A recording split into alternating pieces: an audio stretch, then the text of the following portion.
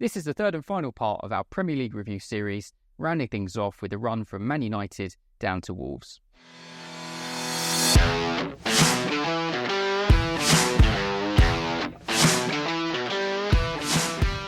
Welcome back to the Draft FC podcast, a podcast, website and YouTube channel dedicated to all things official Draft FPL. My name is Mitch and I'm your host for the third and concluding part of our Premier League squad review series, and I am once again joined with my Draft FC colleague Kiran. How are you doing, Kiran? Are you there? Are you still enthused and motivated to get to the end now? Oh, well, no. We're enthused to get to the end, but it's not. We're not going to rush this. We're gonna make sure that we get all the knowledge out that draft players need. Yeah, absolutely. So if you haven't watched the first two episodes, obviously it doesn't really matter which order you watch them in, so go and watch those. Don't click away from this one. Go and watch those after watching this one. First one, we go from Arsenal through to Chelsea, and in the last one, we went from Crystal Palace up to Manchester City. So in this one, we're taking over at Man United and rolling until the end. If you are a official FPL draft player or play some of the other platforms, Draft Fantasy, or maybe you play FPL scoring on Fantrax, then do give us a follow, hit the subscribe button and give us a thumbs up if you like what we do. And for those listening on the audio, make sure that you're following along so you don't miss out on the future episodes when they drop. Because there is a lot of content that's probably been rammed down your throat from us over the last week now, let's roll straight into the team analysis. So, kicking things off in this episode with Man United.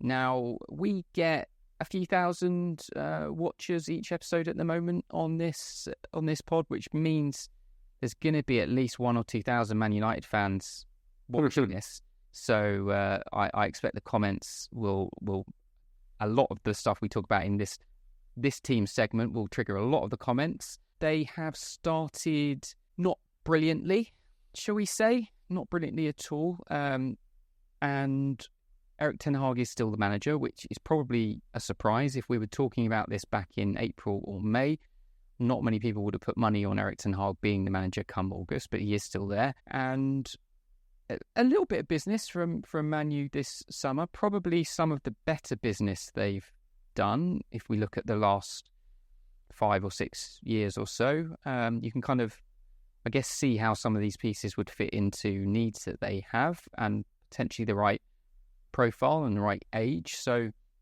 there's some new names to talk about. I'm not sure many of them are necessarily going to light things up for draft FPL managers. But, yeah, what do you make of Man United, Kiran, as they stand?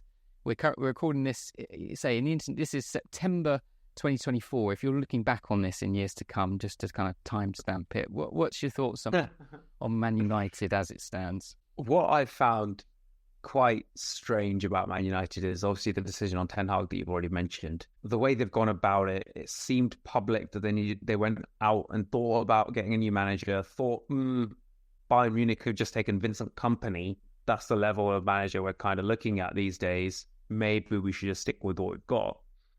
I think maybe the not surprising thing is that they've then gone and backed him specifically. I know that they've got now a new sporting director, a new CEO, all these sort of things, but over the last 3 years, I think there was a stat that came out that's like, I don't know, let's say, I'm not going to say a percentage, but there is a percentage of players that Man United have signed, a significant percentage that have either been managed by Ten Hag before, are Dutch, or have been playing in the Dutch league. Now, that is, you're just going off one blueprint of a manager that you supposedly kind of thought about getting rid of. So that has been the biggest surprise, even though the names brought in are strong. So that's the thing I'm most surprised about. But looking at their defense, for a first time in a while, it actually doesn't look too shabby. We know that Shaw and Malacia have had their injury problems and are likely to continue to have their injury problems. Mazraoui and Dalot are decent fullbacks. Dalot actually playing quite well, moving into midfield these days. So I think, and then you've added De Ligt, who is a very strong centre-back, on paper at least. And with Martinez fit and with Maguire and Yoro behind them, that you're starting to look like a decent team. And you can imagine at some point in the season, them with Ugarte in front of them starting to put together a few clean sheets. So yeah, I think I'm hopeful of this back five back six. I think if everything goes to plan, the amount of money that's spent on Ugarte and defense, that Mainu may also be a little bit more freed. And we have seen that when he gets forward, he has a goal in him. So I think that's somewhat to keep an eye on. Not necessarily we've discarded central midfielders in other teams, but I think there could be something with him. And your call out of Garnacho is obvious. I think he is their best attacker. Rashford could easily score a goal and then bang 15 goals this season. It's possible, but the likelihood is low. But Garnacho seems consistent. And I also really like Xerxes, and he seems like potentially a better attacking midfielder than the hero balls that Fernandes wants to strike every now and then as well. So we'll be interested to see when Højlund is fit. There might be a few games as Xerxes plays in a more restrained attacking midfield role. So I do like that signing, but I think this season he's probably resigned to just a backup role in both positions. So maybe not that exciting for a FPL standpoint. But yeah, your point on Garnacho is very, I think he's the strongest player. Any other thoughts from you? No, I mean, you touched on Rashford there. I think it's just been a decline on whichever metric, whether it's just on the eye test from watching him every week, on numbers, on the actual output. It's just been gradual decline. And, it looks like it's going to be one of those careers where we're going to look back and think he should have probably left Man United 2 or 3 years ago.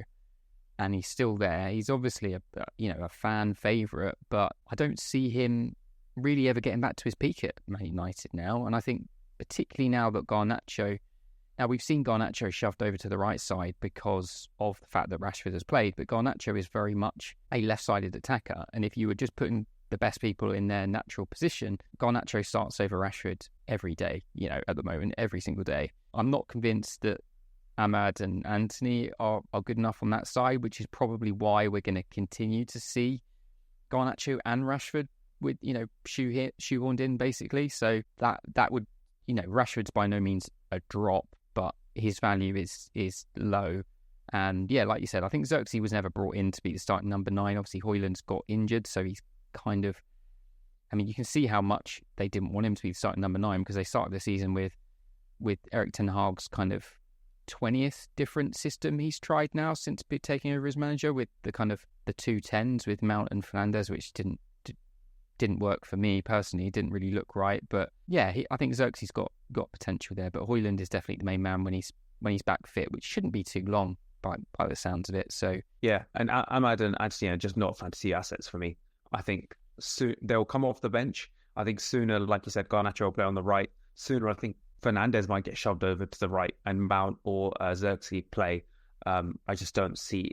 I was very surprised they were trying to sell Sancho. I obviously know that there is previous there, but Ahmad and Anthony, looking at that picture, just does not look like what a Man United right-hand side should look like. No. I mean, and just quickly going back to defence, the one that excites me the most is Mazraoui. I think he's looked instantly very at home, like he's been playing at United for comfortable now, very comfortable. Just decision making is good. He's making the right passes. He's getting forward a little bit, and the fact that we saw Dalot covering the left side, I think helps him because Dalot is not the first choice right back anymore. So the fact that he can play left back and play it pretty well actually bodes well for Dalot minutes over the season, because Short's not going to be fit for the rest of the year, and Malasia's obviously coming back from a couple of injuries now. So yeah, I think that potential back four of Shaw/Dalot, Martinez, De Ligt and Mazraoui in front of Onana is going to be up there in the clean sheet table this year. And it's why I had Onana quite high up, because obviously a lot was talked about last year about the number of shots that United concede, which means, you're going to get potential for saves. And they have reduced that this year already. I think Ugarte will hopefully reduce that further for them. But I like Onana as a goalkeeper asset this year. I didn't manage to get him in a couple of my drafts. He just didn't quite fall to me at the right moment. But I'm high on the United defence, and I can understand when the fixtures turn why they'll be attractive on the waiver pile. Nice. And yeah, onto Newcastle. Yeah, so it's interesting transfer window for them. The star man that they wanted didn't end up coming, and they didn't really necessarily sign someone instead. I personally think that they should have just got the full set of Chelsea starlets in defence and signed Chalobah, but here we are. They've only got Livramento and Hall, and I think you've made a call out of Livramento. I think Trippier was rumoured to go all transfer window, but hasn't left in the end. I think that could still be a January transfer. Livramento is too good to be a backup right back, and I think soon he'll be getting attacking returns, and we also have come to expect a lot of clean sheets from Newcastle defence, and I think that will soon be the case. So I think Livramento is a really key call out. It's just a shame Hall, for some reason, just like Barnes, Eddie Howe just doesn't seem to like and doesn't get the game time that he probably deserves. But I think, so that's what I'd say on the defence. Any thoughts from you? Yeah, I mean, and on the whole, what makes it even weirder is that he started in game week 1 and did fine, and then he's out the team. It's bizarre. And he's got just a different... I guess the only thing, if we think back to his main favourite, Dan Burn, is that always leaves, I guess, a more progressive fullback and a more sitting fullback, because Kelly can also play left centre-back, so he's a very similar profile to Burn. So maybe just tactically, he doesn't really want to play Hall and Livramento together. I think that's something to keep an eye on.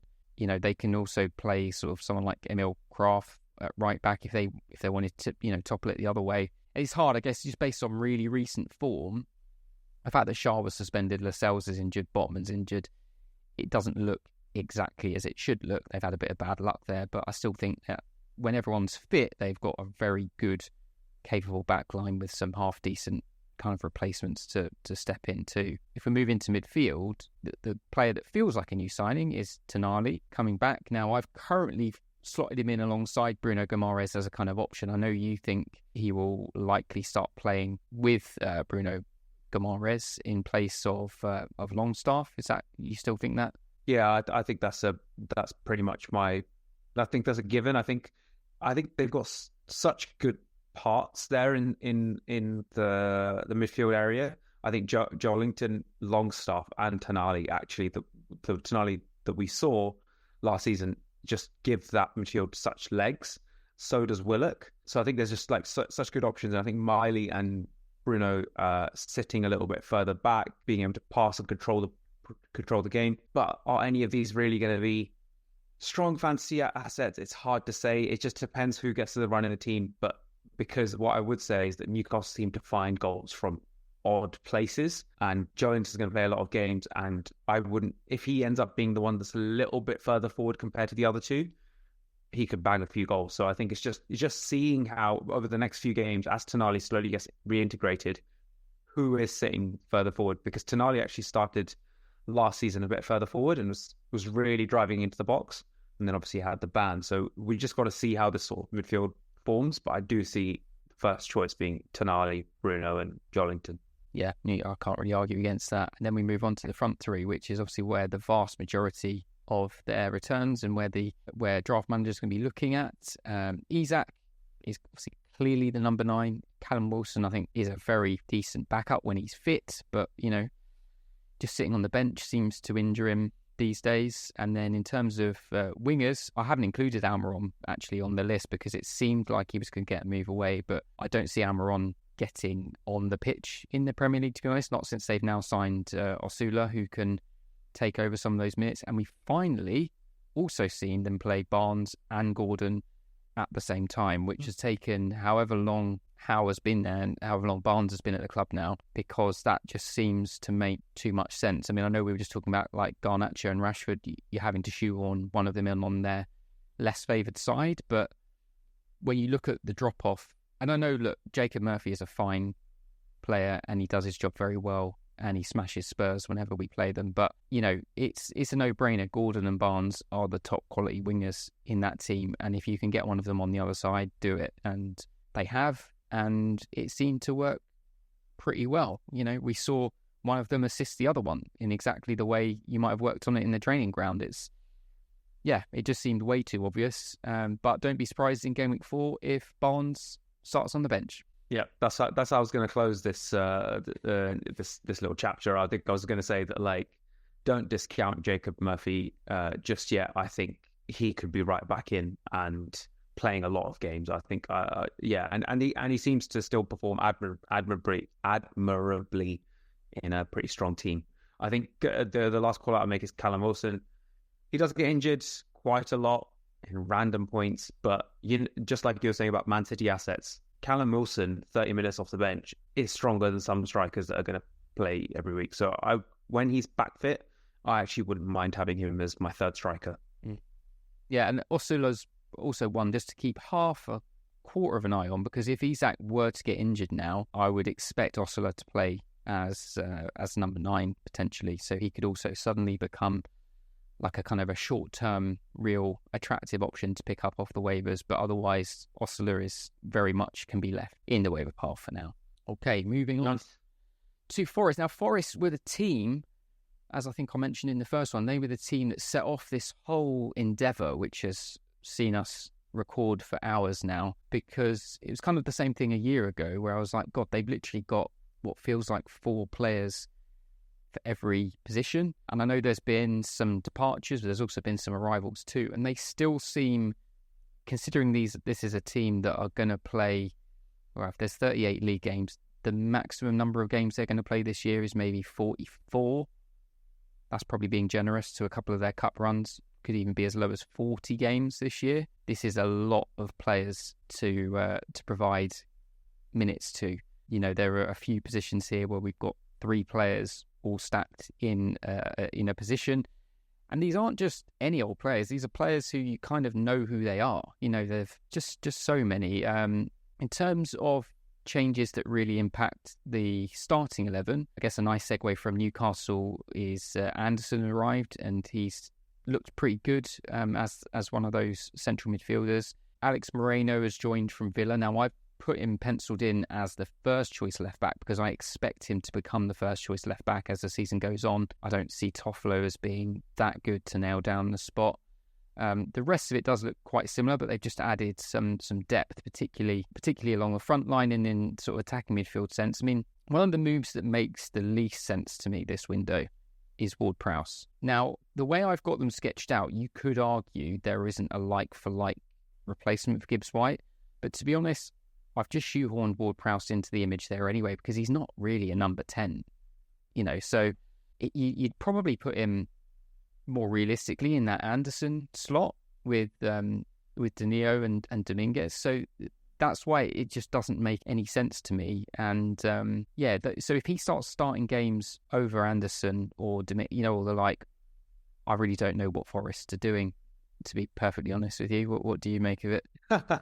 Yeah, it's hard to judge exactly what they are doing, especially given that I think at some point Nuno would have been interested to play 3 at the back as well, having players like Moreno and Nico Williams as wing backs. But it just feels like the squad of players he has just doesn't make sense anymore. What I'd make I do agree with you that James Ward-Prowse just seems like a really strange move for him and also for Forest. I do think Alex Moreno will eventually get that spot, and I think he's potential for a lot of attacking returns.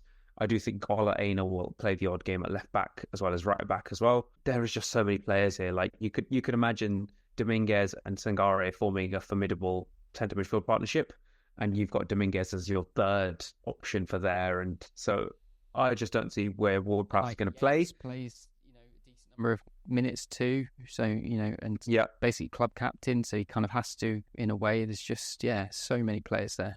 Is there some world that the Ward-Prowse gets pushed onto a wing potentially, but I just don't see the way that they play it being the right move. So the call out I'd make 3 wingers. Yes, exactly. So I do still like Elanga.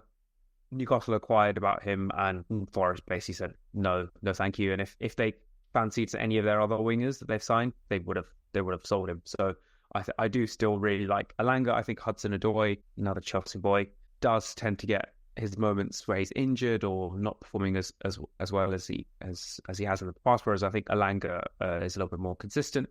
And the point I make is around the striker. Wood had a strong season in the end last year, but let's not forget that Awoniyi has also gone on like an 8-match scoring run and then got injured and things like that. So I wouldn't be surprised if those striker positions swap around at some point in the season. So I don't hate someone who has a strong FPL team hiding our knee somewhere on the bench, or just being quick to pick him up.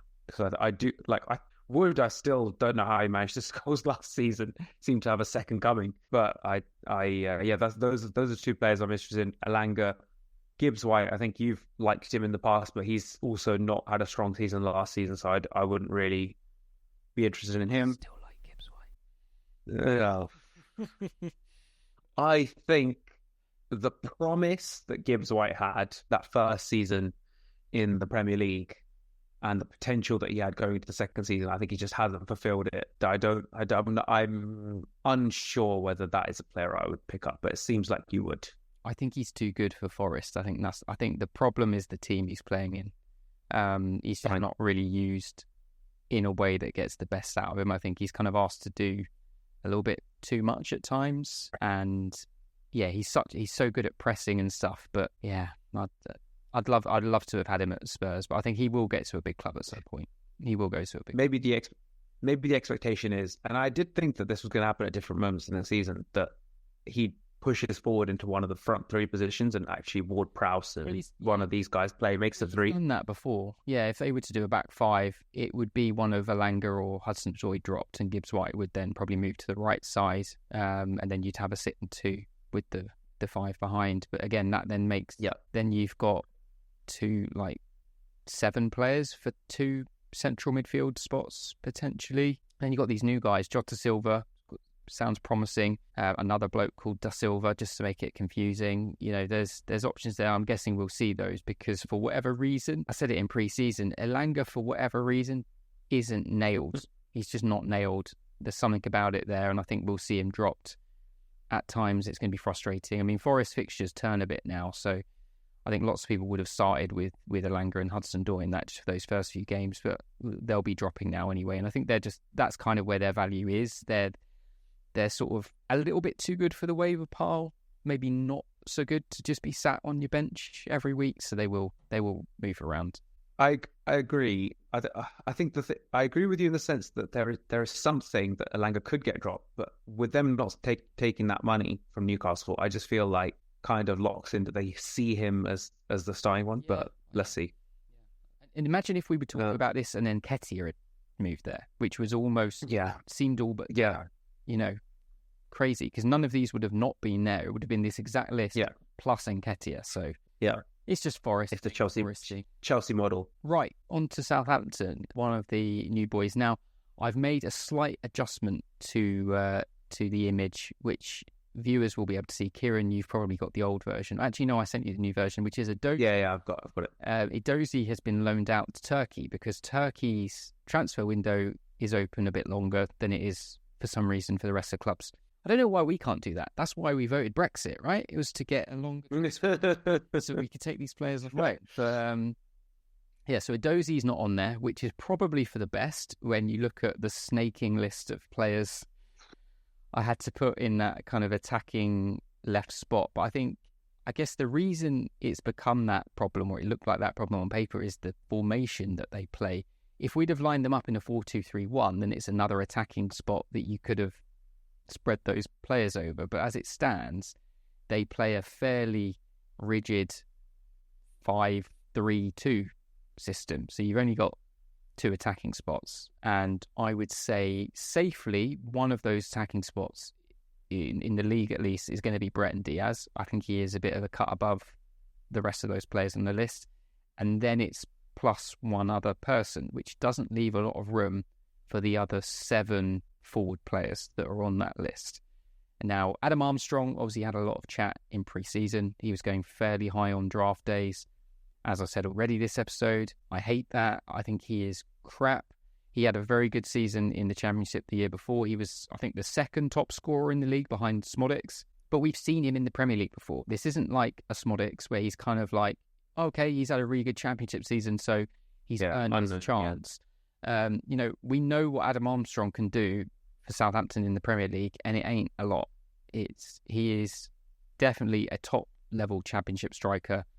And don't get me wrong, a top-level Championship striker can score goals in the Premier League, but it's not going to be more than 8 9 this season, and some people might think that sounds surprising, but honestly, just go and look up the kind of goal tallies that the average newly promoted striker gets, and if they get 10 or more, it's been a very good season, and he ain't getting 10 or more.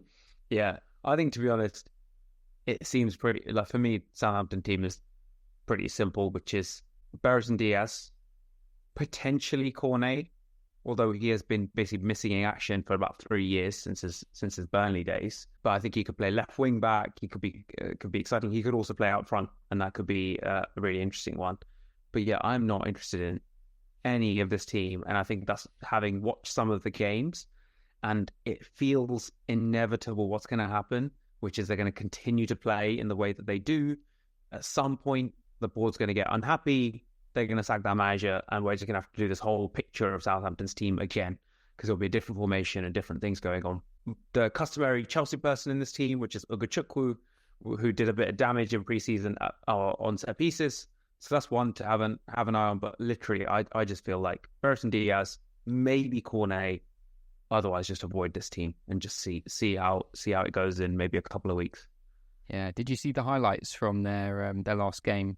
Some of the goals that they were conceding. I mean, yes, like we said already, being able to do that, that's all well and good. If Southampton continue to do that with these defenders, and again, these are defenders, we know who Jack Stevens. We know who Bednarek is. Bella Kotchap we've seen, and he's now not even a starter. Taylor, who we know from Burnley days, who's brought in to be back. We know what these guys are about, and they're not going to be able to do that against these. Teams are going to press them high, and they're going to concede a lot of goals if they keep doing that. One thing just to mention is Ramsdale brought in, which obviously adds in, another interesting starting keeper spot. So for those larger leagues, obviously he becomes a no-brainer to go in somebody's team just for the sake of having a starting pair of hands in there, and he's going to have a lot of shots to try and save. So he might not be the worst keeper. He could get 2 or 3 points in a game where they lose 3-0 because he's done 6-7 saves in the game. So not a terrible player to look at there. One thing that I picked up when I was doing some of the research, and again, this is a bit of trivia for you, Kieran. If you look at the players, so there's currently 5 defensive positions on the screen in their back 5, and there are 10 players listed there. How many of those players do you think are left-footed? I know that's a random question, so I'm asking it. 0. Okay, well, you got the idea behind the question. Yeah. The answer is 1. The answer is 1, and that is Charlie. Oh, Taylor, of course. Yeah. Of course, Taylor. Yeah. So the rest of all of those 6 centre-backs, Walker-Peters, who's obviously more naturally a right back, and they're all right-footed. And if you then look at how sort of cat-handed it looks when they pass out from the back and try and make those triangles, and they keep a lot of possession, but I think for a team like that, it might be a very oversimplistic thing to look at, but it just seems, when you look at the likes of Fulham and Palace pulling out left-footed centre-backs from Europe for kind of £15 million, surely they could have found one. Surely they could have, got an upgrade on Stevens to sit in there and just provide a bit more balance to how it looks, because, it was one of those things, looking at how they played and then looking at that fact, it kind of felt like there was some causality there. I'm sure there are people lobbing their phone across the room saying how ridiculous a statement that is. But none of these guys really interest me. Say Brett and Diaz is a possible in and out. Ramsdale, that's it really. Anything else to say on? I should say my one to watch, Sugawara. I think I'm only pulling him out because he looked really good in their last game. Was on some set pieces, took his goal really well. I think he'll carry on. Yeah, he did. He could be one of those kind of newly promoted fullback options that has a good season. There's usually one. It could be him. I'm absolutely not saying to go and pick him up out of the waiver pile. It's just very much one to watch. Right, let's move on to Spurs. Finally, it's felt like it's taken forever to get here after just talking about Chelsea for 2 hours. Well, why don't I let you start on Spurs then, because you'll have the more unique view, and then I can get on my high horse as I need to. Yeah, defensive assets. I mean, we're going to talk about Vicario, but just because he's a goalkeeper and there's few goalkeepers going around in your draft league, so he's a must. Defenders, I am going to stay away from as much as possible. I think Romero is the only one not Romero. Sorry, Porro is the only one I'm interested in, just because he does get forward and likes the odd assist or goal. But the others, I think it's too much heavy metal football to warrant any interest. Let me just pause you there, Kiran. So let's do some more Kiran trivia. Who is the top scoring defender last season in the Premier League? Udogie? No, not in terms of FPL, in terms of goals. Oh, in terms of goals? I've no idea. It's Romero. Yeah. 5 goals, more than any other defender. Yeah, and how many red cards, or should have been red cards? 6. Yeah. It's a balanced game. So yeah, I think Porro's the one that I'm carry on. I'm wanting to step in there. Yeah. I think Porro's the one I'm actually interested in. I think Romero, it's too much of a wild card. He's been injured a bit, and then also just gets sent off on any random given day. I think looking further forward, Solanke is an excellent signing. I was shocked that more teams weren't in for him. Just like pressing from the front in the Areola team, and the amount of goals he was able to score, I think felt like a no-brainer for so many teams, and I think he is the answer to that striker position. Richarlison was not, and I think Solanke will play a lot of games. Son will continue to do things as you expect. The way you've kind of done this formation is lopsided to give the role to your beloved Brennan Johnson, who I think will still. I think there'll be certain games where he's gonna run it, and there's going to be certain games he's gonna make you pull your hair out. So I think Werner Odegaard will play games here and there. Richarlison is very, very much the backup and could be sold at any moment to a Turkish team if it's possible. I think Kulusevski will share minutes with Brennan Johnson on the right hand side, although he is considered more of a central player at the moment. I think Maddison is the one I'm interested in your thoughts on. I think he had a stinker for the second half of last season, and obviously wants to perform well to get back in the England fold and all these sort of things. But I'm unsure about him as a fantasy asset. Yeah, and I was pretty low on him in the summer. He looked dreadful in the preseason games. He just looked not fit, not interested, and obviously coming off the back of the end of last season when he came back from his injury. Yeah, just not the player he was. I have to say, in the opening 3 games, he looks to be getting back to his best. He's not at his best, but he's certainly on the ascendancy. So my worries are lessening for him by the week, and I think potentially by game week 4 or 5, we could be seeing him. Obviously, we've got some difficult fixtures, North London derby next week, but very soon I think we'll be seeing the best of Maddison again. So those who took him where they did in the kind of 3rd round-ish, I think would have still had okay value, and he's definitely worth what you paid for him. Yeah, as you said on the graphic, I've kind of made it a bit lopsided on the left. I mean, the spot behind Maddison, Bergvall is very much the backup. There's been a lot of hype about him, mainly in normal FPL circles because of how cheap he is, but obviously in draft, that doesn't matter. He will continue to get 15 minutes off the bench at the end. It seems to be already a familiar sort of substitution pattern that we're seeing, but he's not one for draft at the moment. Sarr has, I would say, it might be too harsh to say he's regressed. He's certainly plateaued in the last sort of 6 months, and that's as much a reason why I think we're going to see a bit more of Kulusevski there. The other name you could also throw in there is Bentancur. I put him behind Basuma at the moment as the 6 because he's the only obvious real like-for-like backup for Basuma,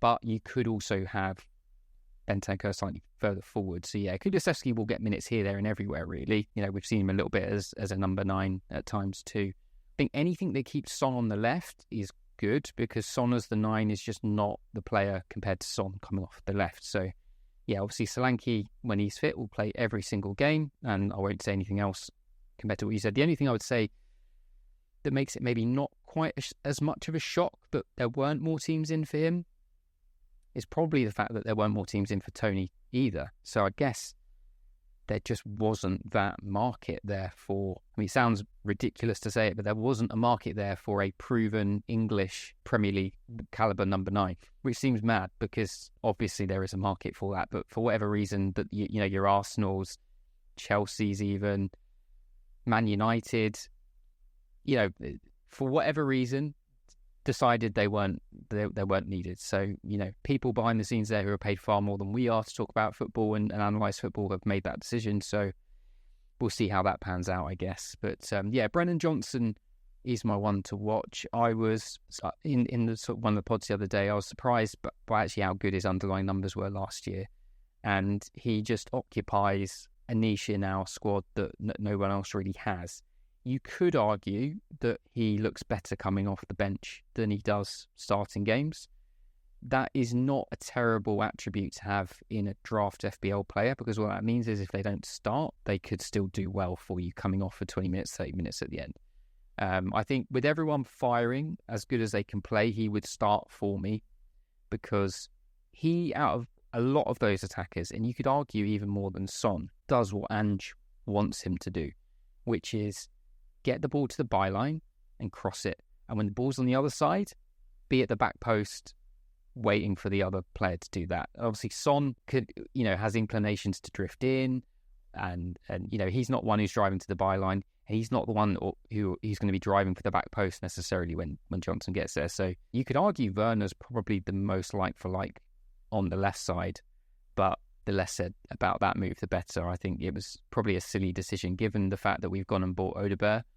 Doesn't make any sense to me that we kept Werner on, because it's just blocking another player in this squad. And I haven't looked at the full details yet because it only came out before we came on here, but the Europa League squad was announced today, and Jed Spence has apparently been left off that list, and Werner is on that list, I believe. So, what possible reason could you have to be giving Werner minutes? And what possible reason could you not have to be giving Udogie, who had a massive injury, and our only real... Basically, we're going to be playing Ben Davies as our left-back in Europe. Why do we need to do that when we could be getting a better look at, at Spence doing a job there, which is why he's been kept in the squad in the first place, because in pre-season, he was doing a fine enough job at left-back, which is why he's in the squad. I don't understand it. There could be some jiggery-pokery with the kind of homegrown and all that stuff, but I can't see it make sense, to be honest. I can't either, and I was really surprised at that news. It's not like the Chelsea news that has come out that Palmer's been left out. No, because there's obvious reasons why, but if the Spence one I found very weird. Been left out of the European squad, I'd have been like, great. Like that's however many Thursday nights I know Son is sat at home with his feet ready for Sunday. Whereas why Spence couldn't get in that squad, I have no idea. Obviously for draft managers, your Sons, your Solankis, your Madisons have all picked up. Pedro Porro went high for the defenders. As I said, I do like Romero and actually Romero has popped up already in some very interesting positions as he likes to wander. But Udogie and Van de Ven don't interest me too much unless the fixtures are really good. And then Brennan Johnson for me is good enough to be in an 8-team league somewhere in the midfield. Kulusevski's a difficult one because his output just isn't up there. He can look really good on his day, but he can then go and disappear for 2 matches. And we haven't really seen him play in that sort of advanced number 8 role for any length of time. So it's sort of difficult to judge that Kulusevski to the Kulusevski we're more familiar with on the right-hand side. But I think in Ange's system, Kulusevski on the right wing, I mean, if you want to make it super basic, he's not quick enough. It's as simple as that. He's not quick enough. Yeah. And I think that's fair. Odegaard's just one to keep an eye on, basically. Yeah, agreed. Okay, let's go over to your side of London. And when I say your side, I mean where you physically are right now, to West Ham. They have done a decent amount of business, and I would say a decent amount of good business this summer. There's possibly a couple of areas of concern, which I'll come on to in a moment. Who are the highlights for you out of the new players that they've brought in? They basically brought a new back line, and I think they spent a lot on it, and I think reasonably. I think Wan-Bissaka, Todibo, and Kilman is the start of a very good... I know they've ended up with Emerson, resident Chelsea player in this team, but I think it's a really good back four, starting of something. I think that could be really really strong for them. I also Lopetegui had a really strong end to his time at Wolves, and I think he is a very good manager. And I think you could imagine good clean sheets, but also strong output up front. They must be fairly. I've not followed this, but they must be fairly confident that Paqueta's not going to get done anytime soon. Yeah, no, I talked about it on a pre-season pods. I think due to the kind of the process involved in it, he's basically safe until like April, I think. So you can basically consider him as someone they can rely on for the season, more or less. Yeah. Yeah, I don't see him as like a strong fantasy asset. I think the obvious ones are Bowen and Kudus, and I think actually Somerville behind them, I think is a very strong player that's a good backup to have for them. I was hot on Fulkrug before the season started, and now he's not started any other games. So what's going on there? I really don't know. You've got Danny Ings still hanging around and being on the bench, but Antonio's starting all the games. So I've been really surprised at the way they've started. I do think sooner rather than later Fulkrug will come in, but yeah, it's been a really strange start to the season. But the defense, I've been 3 new signings, and I actually do rate those 3 players as well. Yeah, I think just on the Fulkrug thing, I would still very much hold faith. The only thing, when he's come on so far, he looks off the pace. He definitely looks off the pace. Whether that's, I guess, because you're comparing him to Antonio, who's just... Yeah. Fulkrug does look way off the pace, so whether or not he just needs to get up to fitness, and, I guess the international break is potentially a bit of an opportunity for him to build a bit more stamina up, but I think, yeah, I see him ultimately claiming that spot. The one thing I need to point out for those watching on the video is that Nilf Aguerd has gone. He went to Real Sociedad on loan, as it seems half the Premier League did. I need to have a look at that we need to do a Real Sociedad slide.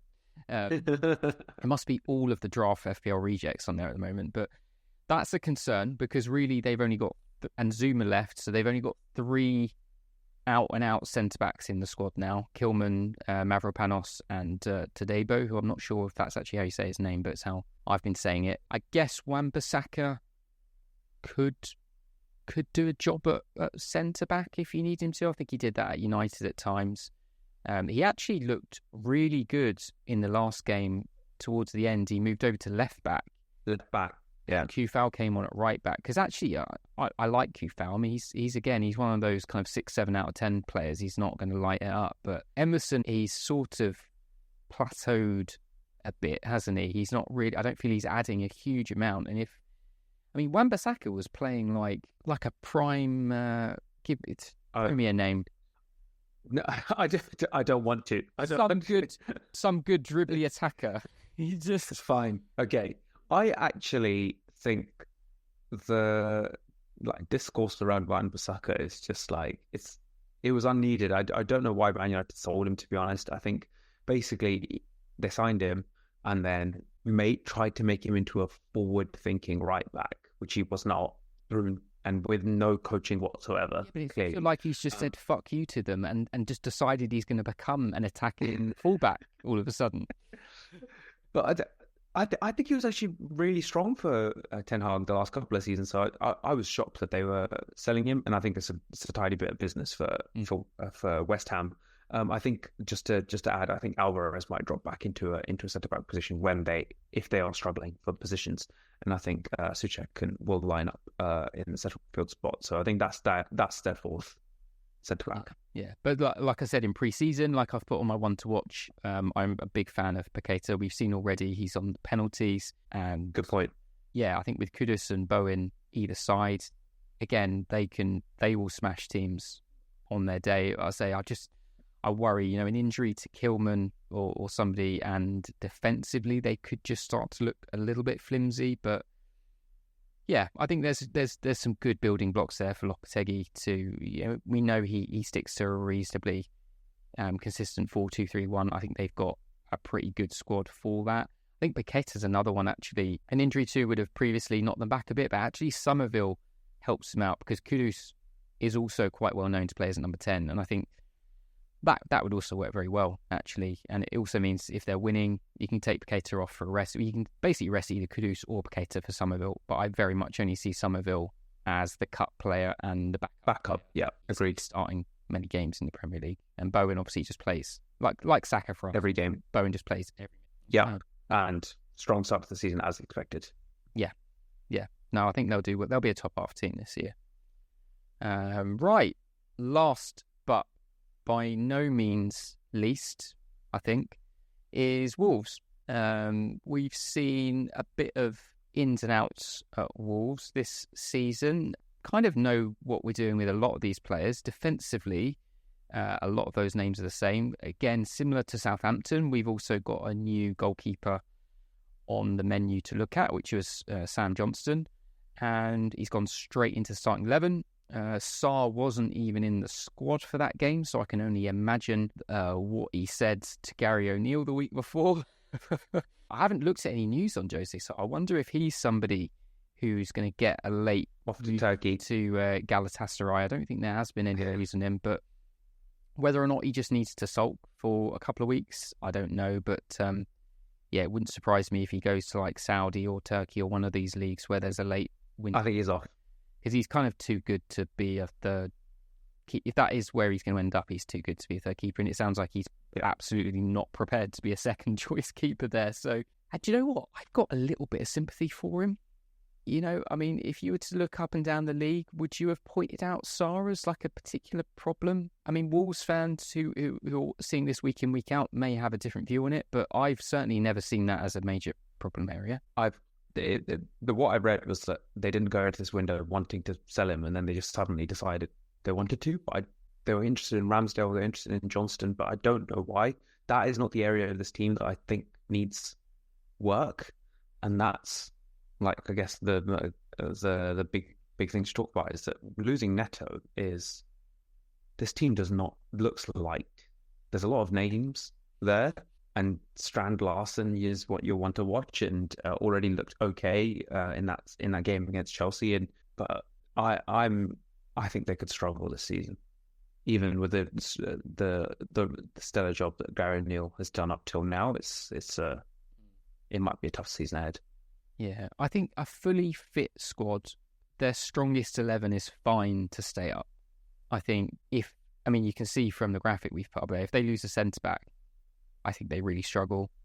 I think if they lose one of those two sort of main central midfielders in Joao Gomez or Mario Lemina Jr., I think it's a massive drop-off. I like Doyle, but it's still a massive drop-off. And then up top, it is just Cunha's value last season in draft, I think, was established, and he went appropriately high. And given the lack of forwards, he has to be there.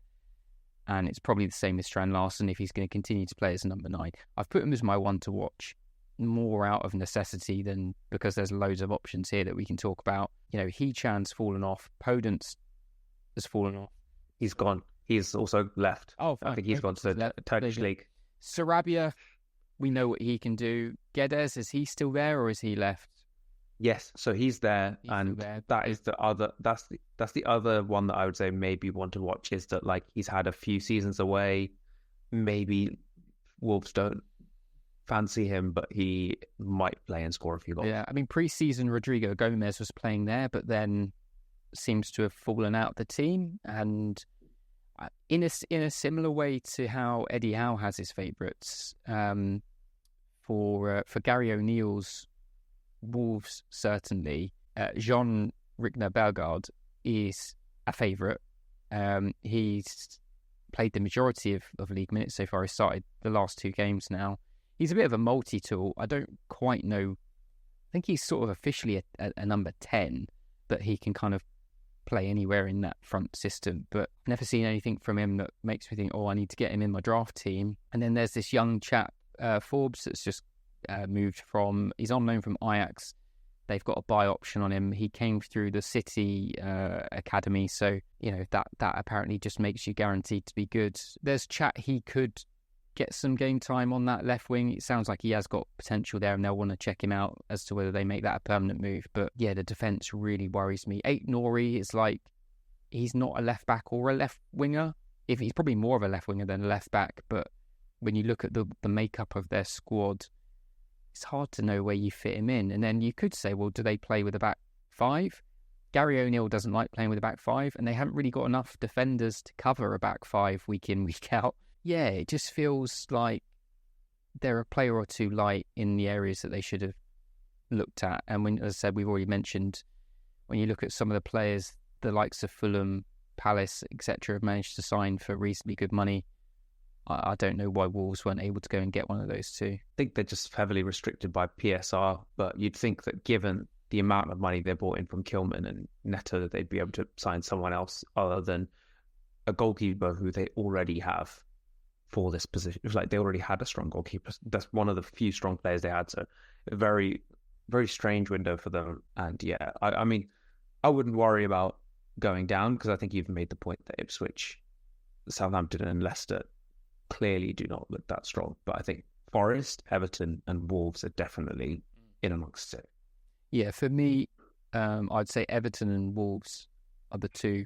If any of the other teams go down, it's going to be one. For me, it's going to be one of those two. Yeah, I can just see Wolves getting a bit dragged into that, to be honest. So I think, is that all we need to say for Wolves? Strand Larson and Cunha, the only ones really sitting in draft teams. I said Hee-Chan was a drop last week. Johnson in goal. That's about it, really. Right. That concludes our mini marathon of the Premier League squad reviews and our chat on lineups with a lens, obviously viewing it for Draft FPL managers. If you didn't watch the first two episodes, then obviously go back and check those out. And we do what we've just done here for every single team in the Premier League. Obviously, I'm sure lots of you watching will be fans of these respective clubs that we've been talking about and will no doubt have certain insights and corrections and nuances that Kiran and I will not have. There's only so much football the two of us can watch. So if that is the case, by all means, comment below. We'd love to have those kind of conversations with people because, as I say, I think fan insights really do count for a lot. Not always in a helpful way for draft because we can get blinkered. And I feel it especially when I'm doing the predicted lineups for Spurs because I often am doing the predicted lineup that I want to see, not the predicted lineup that I think Ange will do. And I say we can all be guilty of that when we're trying to analyse our own teams. So, but no, if there's anything you think is egregiously wrong with what we've said or valued or players that we've completely missed off the charts completely who might emerge, then please comment below because, it'd be good to check out your thoughts. Otherwise, if you've got this far, definitely click the subscribe button. I think if you've got this far with us, then you're going to want to stick with us for the rest of the season. Give us a thumbs up if this has been useful. If you're listening on the audio, give us a follow on whichever platform you're listening on. And obviously, head over to draftfc.co.uk if you play official Draft FPL. We have got live game week, so including bonus points, auto subs, all of that. If you want to see how your matchup's stacking up, we've got that.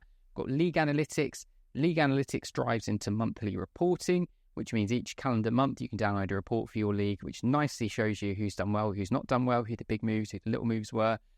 Global rank, that is something that you'll hear me harp on a lot about as the season moves on. At Game Week 3, it's not probably the most relevant, but I know for a lot of normal FPL managers, there is something that I know you feel is lacking in draft, which is understandable, which is that global rank you get in normal FPL. You want to know if you're top 10,000, if you're top million, wherever you are.